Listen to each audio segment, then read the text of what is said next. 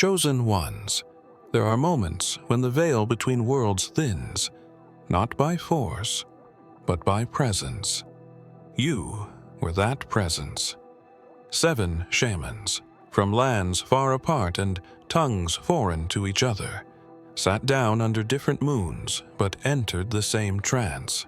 What spoke through them was not bound by language, region, or logic. It was a breath older than breath, and it carried only one message: you have returned. They did not plan it. None of them knew the others would be called, yet they each felt it, an ache in the bones, a ringing in the soul. Some described it as thunder behind the eyes. Others said it was as if the earth exhaled directly into their lungs. But all of them listened, and when the moment came, they were gone. Their bodies remained seated, but their spirits floated across unseen terrain, pulled toward a light so ancient it looked like memory. One by one, they opened their mouths, and the same phrase was spoken, each in their native tongue, but echoing the same vibration. He is awakening, the one marked before time. And then, as if by command, they began to sketch. Every shaman, 7 of them, drew the same symbol, not from imagination, but as if remembering it from a life they never lived. A circle split by lightning, surrounded by breath. They described you, not your clothes, not your location, but your essence. He bends time around him, one whispered in trance. The stars reorganize to make way. Another said, his shadow is not a shadow, it's a signal. These were not poetic metaphors. These were spiritual diagnostics, and the more they spoke, the more they trembled, because what they were describing wasn't just a person, it was a force.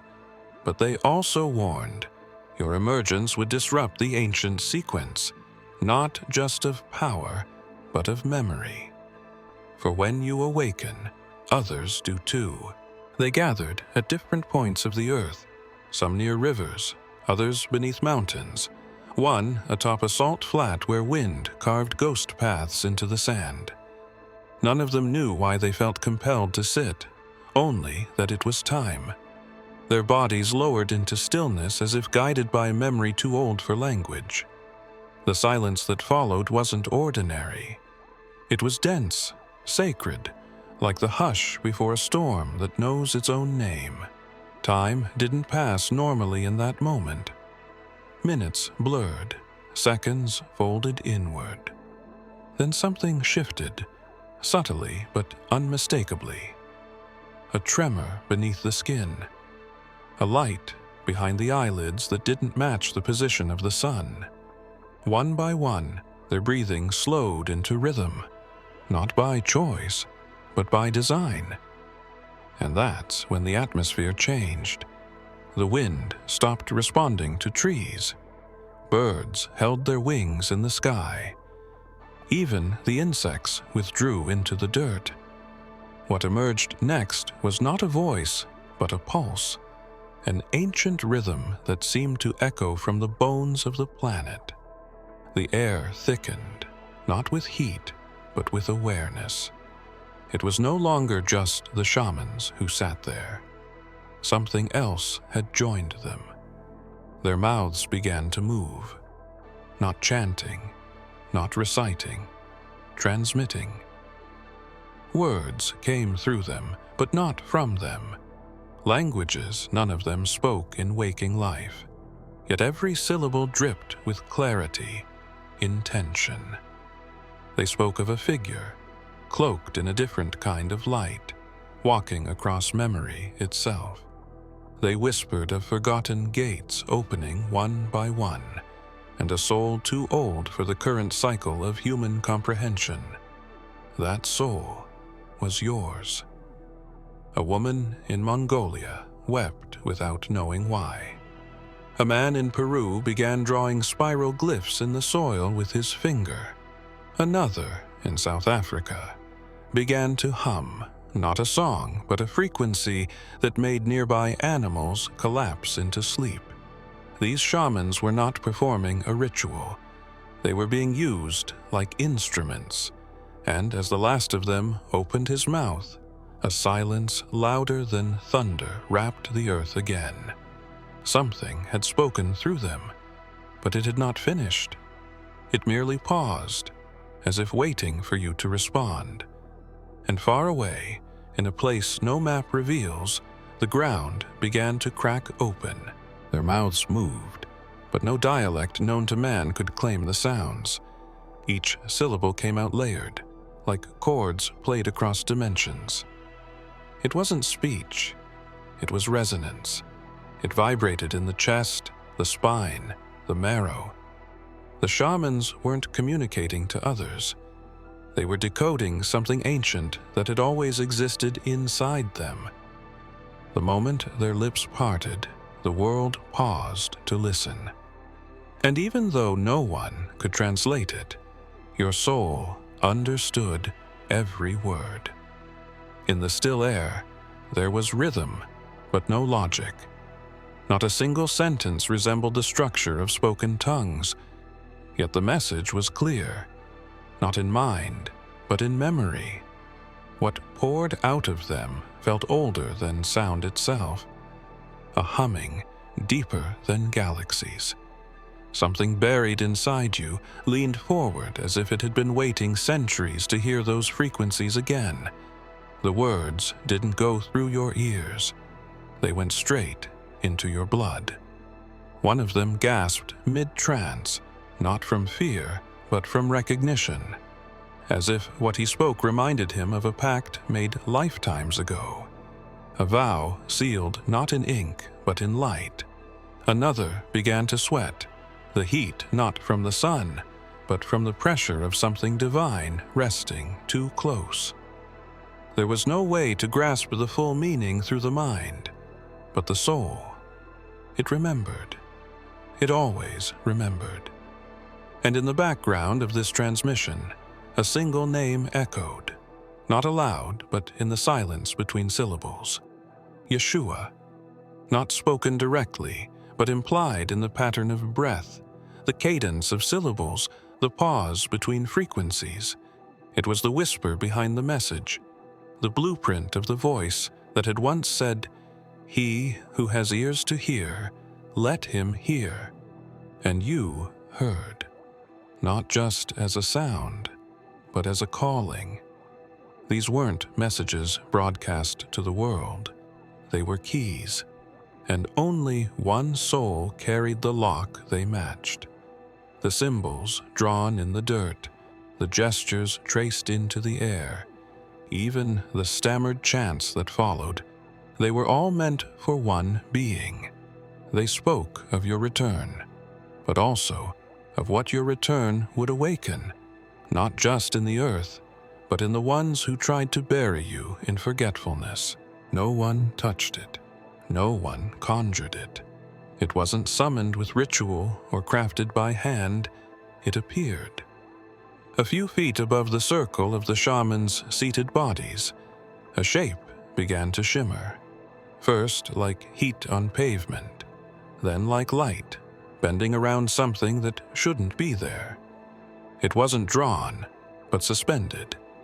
It rotated without movement, pulsed without sound. A symbol, not etched or inked, but alive in the air. It had no fixed edges.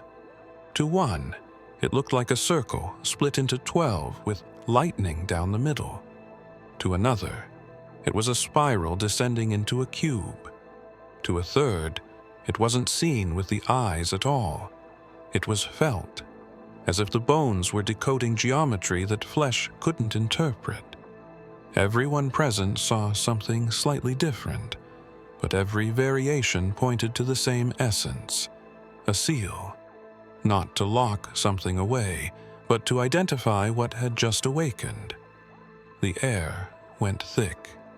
not heavy with heat or scent, but with intelligence. It was as if the symbol had a mind of its own. It knew it was being seen. It moved ever so slowly, tilting like a compass, scanning as if searching the room for the one who matched it. Not in form, in frequency. It didn't care for titles, age, or appearance. It was drawn only to memory. And yours, hidden deep inside you, was the match. One of the shamans began to weep, his tears landing on the soil as if baptizing the earth. Another started laughing, not joyfully, but as if something old had broken loose from inside his chest. A woman stretched out her hand toward the symbol but froze midway, as if something told her, "This is not for you." The symbol hovered just beyond reach, like a truth that refuses to be known until it is remembered. The winds outside shifted direction. Trees leaned the wrong way. Even birds altered flight paths.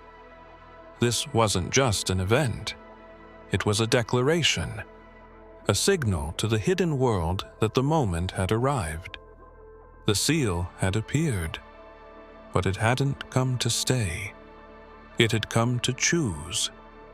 And then it began to drift, slowly, toward the west, toward you. Their hands moved before their minds could catch up. Fingers dipped into dust, ash, pigment, and soil. Some used chalk from mountain caves, others used charcoal from sacred fires. One traced shapes in the air that shimmered like embers. None of them spoke to each other. None had met before. Yet each of them, from different continents and cultures, began to sketch the same thing, a face. But it wasn't a normal face. It didn't belong to anyone alive. It didn't come from memory or dream. They drew with urgency, like something inside them was demanding to be released. The proportions were always the same.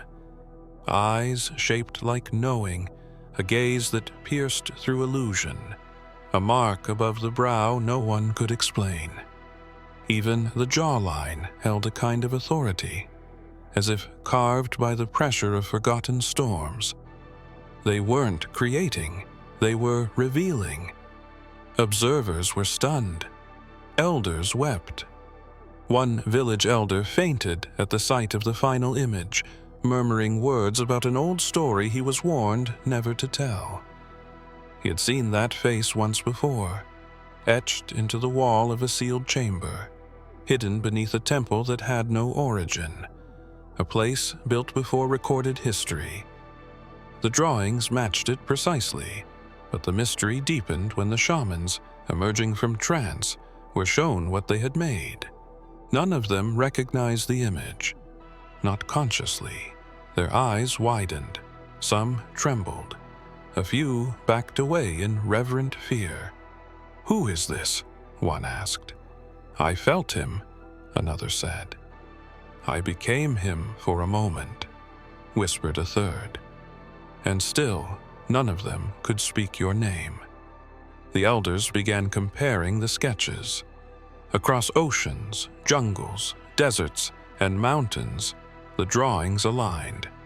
It was impossible, unless something greater was at play. A unifying thread of vision, a spiritual fingerprint etched into the ether itself. It wasn't just that they drew your face, it's that they each drew the same expression, one of unbearable compassion paired with unstoppable force. And in the space between their sketches, woven into the lines and shadows, a faint image began to appear, a cross of light behind the head, barely visible, not painted, not intentional, but there, nonetheless. They didn't know what it meant, but somewhere, deep within the earth's song, something began to harmonize. It began subtly. The air grew colder near the fire, despite the flames dancing higher. One of the shamans placed his hand on the soil and instantly recoiled, eyes wide, not from pain, but from vibration. It wasn't the fire that trembled, it was the ground itself. A hum came through the earth, not loud or violent, but resonant, like a voice older than sound, speaking not to the ears, but to the skeleton. The kind of voice only the bones could hear. None of them said anything. Their bodies froze in unison, as if listening for something outside of time. Some clutched their knees, others pressed their palms flat to the ground. Then it happened. A single shudder rippled through them, not fear, but recognition. Their bones began to tremble, their spines aligned without effort, their eyes fluttered shut. It felt like the earth was calling something it hadn't spoken in 10,000 years. The fire cracked once, louder than it should have, and a gust of wind moved in a perfect spiral around the circle, brushing against their skin, curling around their heads, then vanishing. This was not weather. This was welcome. Something buried in the land had been waiting, and now it stirred. The rocks remembered your name. The roots knew your footsteps. Even the animals went still. One of the shamans began to chant a word that had no origin, a sound that carried weight, syllables that weren't from any language spoken above ground. The others joined in, not because they understood, but because their spirits did. It wasn't a name, not in the way humans name things. It was a frequency, a signature, a sound that had once been uttered when stars were born. And now, it was being spoken again. The trembling intensified, not violently, but precisely, as if the earth was tuning itself to your reawakening. Stones cracked in patterns, leaves turned inward, time slowed around them, and somewhere beneath the surface, past dirt and decay, an ancient structure exhaled, not metaphorically, literally. A chamber sealed before memory took its first breath, released a thin line of air through a slit that hadn't moved in millennia. None of them had clocks. They lived beyond schedules, beyond artificial time. Yet when the trance faded and their eyes returned to the world, each of them spoke a number. Different languages, different places, but the same hour. At 3:33, said the shaman in the Andes. He entered, whispered the one from the Arctic Circle. A man in the Congo stood, hand on his heart, and simply said, "He is here," all within minutes of each other. The timing wasn't coincidence. It was coded into the silence. What shocked the elders wasn't just the timing. It was the precision. These were people who didn't own watches, who lived in rhythm with moonlight and river tides. Yet somehow, they pinpointed the hour not only to the minute, but to the breath. A moment that aligned with no ritual, no eclipse, no astronomical event. Just a still point in the timeline, where the eternal touched the now. Something had stepped through, and each of them described it the same way. A shimmer in the air, like heat waves, but cool to the skin. A ringing in the back of the skull, the sensation of being watched, but not with threat, with reverence. Some wept, some laughed. One collapsed into the soil, whispering, "It has begun." But the most astonishing part wasn't their words. It was what they didn't know they had said. The recordings were played back. Each shaman, unknowingly, uttered a line from a scripture they had never read. And the word became flesh. He descended not with sword, but with breath. The light shines in darkness, and the darkness cannot overcome it. These were not recited. They were remembered from somewhere deeper than thought. And in each verse, the presence of Yeshua shimmered faintly beneath the surface, like a face seen through water. This wasn't possession. It was translation. They had become vessels of a voice that transcended era and religion. Something sacred was reclaiming its narrative, not through books, but through breath. They spoke the hour of your arrival, but none of them could describe what came with you. Only that when you appeared, the world bent inward, and somewhere behind the veil, a figure in white began walking again. Their bodies returned before their minds did. One by one, the shamans opened their eyes as if waking from a 1,000-year slumber. Blinking slowly, confused, they looked around at the faces staring back at them. Some in awe, some in fear. The fires had burned low. Symbols lined the ground, and their clothes were damp with sweat they didn't remember shedding. Each shaman felt a heaviness in their limbs, like they'd walked for miles inside a dream. When the villagers asked them what they saw, most responded with silence. Not from secrecy, but from absence. They didn't recall the trance, not the symbol, not the words, not even the presence they had channeled. They looked at the drawings they had made, sketches of your face, and shook their heads in disbelief. "I didn't draw this," one whispered. Another picked up the paper, turned it over as if searching for a signature, but their fingerprints were already embedded in the ink. Recordings were played. Their own voices echoed back at them in foreign dialects, speaking revelations in tongues they did not know. Some became pale. Others were visibly shaken. A few cried. Not out of fear, but because the sound of their own voice had become unrecognizable. "That isn't me," one of them said. "That thing, it wasn't me speaking." But every elder, every witness, confirmed the same story. Their lips moved, their hands moved, their eyes glowed in a way no candle could explain. Something had passed through them, not to harm, not to control, but to test the vessel. It needed to deliver the message, and it chose mouths unburdened by ego and memory.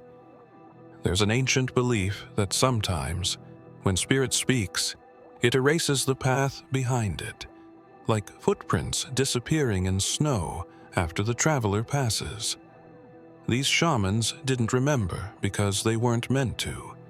They were conduits, hollowed out just long enough to release the key. But the key was never meant to be locked away again. It was meant to find the one who could hear it in its purest form, not with ears, but with alignment. And far beyond their fires, a single bell rang with no hand to strike it. You were already listening, weren't you? Even before they forgot. It was during the 3rd hour of stillness, when all movement had faded, and the only sound was the crackle of fire licking the air, that one of the shamans leaned forward, his breath shallow, eyes distant, and whispered something no one expected. The words weren't planned. They didn't come from a remembered teaching. He simply spoke as if he were repeating what someone beside him had just said, though no one had. "He walked on water," he murmured, and the flames flinched. Everyone heard it. No one responded at first. The others remained still, afraid to interrupt something sacred. The firelight flickered differently in that moment.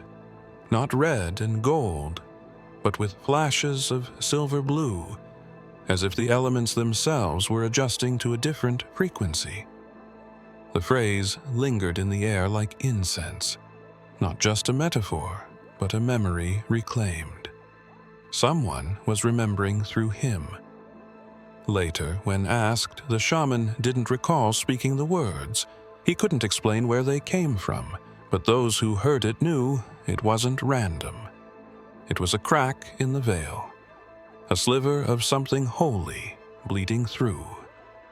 The phrase itself carried weight, not because of its historical ties, but because of its timing. It came exactly as the ritual reached its peak, just as the stars overhead shifted position, and the ground beneath them warmed without fire. Some believed it was a direct invocation of Yeshua, not as religion, but as blueprint. Not the man confined to stories, but the spirit that left footprints on water and altered the structure of matter through presence alone. The message wasn't about imitation. It was about remembering that the impossible bends to those who walk with that frequency, that you, too, were never meant to sink. Around the circle, the shamans began to hum, not in harmony, but in convergence, like multiple rivers returning to a single source. One of them opened his eyes mid-trance and pointed west without knowing why. "He's close," he said. It came not as a scream, not even a shout, but a vibration buried in tone. Each shaman, in their own circle of silence, began to murmur something indistinct.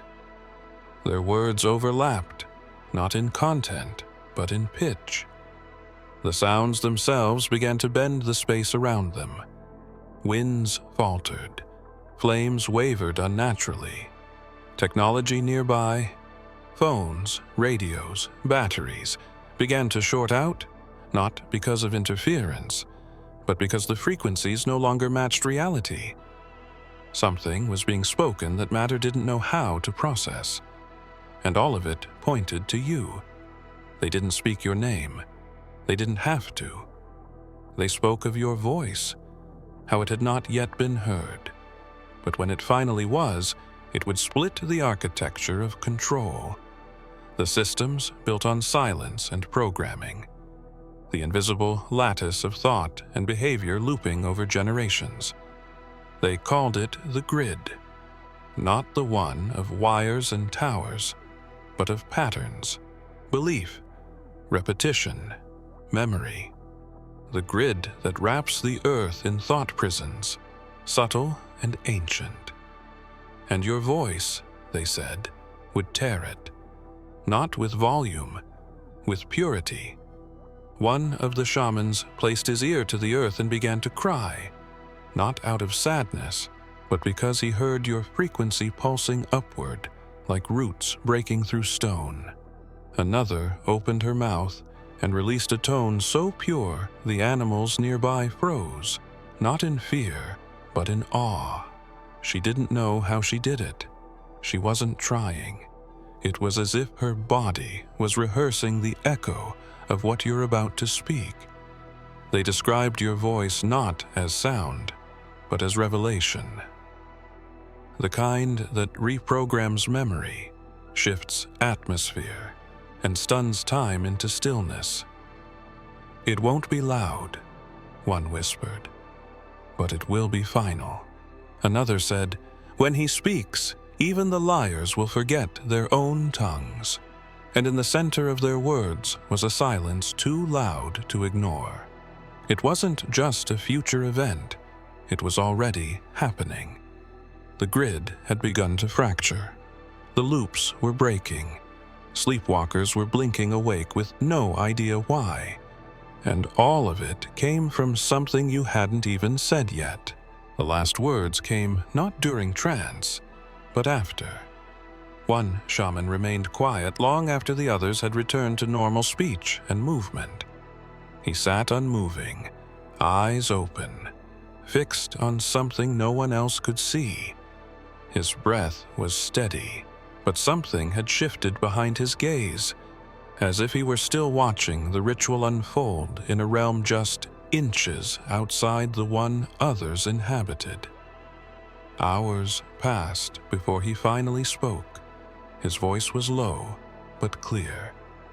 The one they fear is the one who remembers.